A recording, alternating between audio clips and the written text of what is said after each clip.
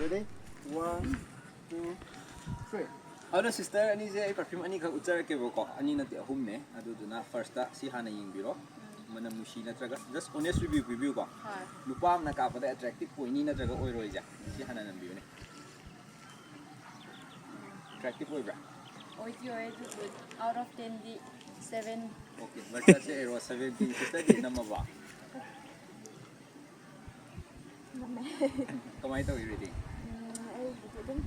8 ito pili ay 8 pini ko manamdo kra adum kaman noy pa male ba kaman noy mamu utke ko ako ado sumaina testing strip ta kapas iga body ta kapas skin ta kapas gadi kitang dikhane ga da habedan do mga yimbiro website se dilan duje CD 9 sister dam pasta view 9 Okay.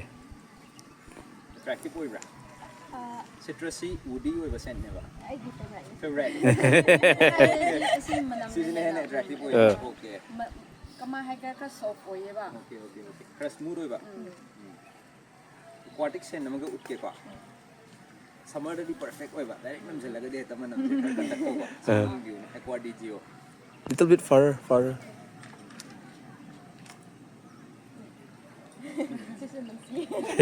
Yeah.